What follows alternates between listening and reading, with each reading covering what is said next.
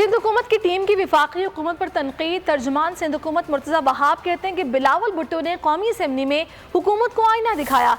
इतना हौसला होना चाहिए अपोजिशन की तनकीद सुन सकें। साजिशों के बावजूद पीपल्स पार्टी काम कर रही है। वो कहते थे नवाज शरीफ को नहीं छोड़ूंगा, नवाज शरीफ बाहर हैं। वज़ीर बल्दियात सिंध नासिर हुसैन शाह ने कहा कि पीपल्स पार्टी ने डिलीवर किया है। पीपल्स पार्टी पर नए नए इल्ज़ामात लगा दिए जाते हैं। हमारी कारकर्दगी की अदालत अवाम है। 900 अरब रुपए के तरक्याती मंसूबे ला रहे हैं।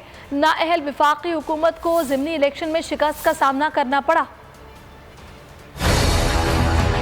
जब लोगों को आप झूठे सियासी मुकदमात का निशाना बनाते हैं तो आपके अंदर इतना हौसला होना चाहिए कि अगर अपोजिशन के लीडरान आपकी पॉलिसीज़ को क्रिटिसाइज़ कर रहे हैं तो आप वो सुन लें। कल आपने देखा कि chairman people's party Bilawal Bhutto Zardari साहब ने floor of the national assembly पर क्या बात की। उन्होंने बात की अवामी इशूज़ की, उन्होंने बात की गुर्बत की। बजाय इसके कि बिलावल भुट्टो जरदारी साहब ने जो सवालात उठाए थे, जो हुकूमत को उसकी गलत पॉलिसीज़ का आईना दिखाया था, बजाय इसके उसका जवाब देते हक़ाइक़ पर मबनी, उन्होंने जवाब क्या दिया? Personal, below the belt.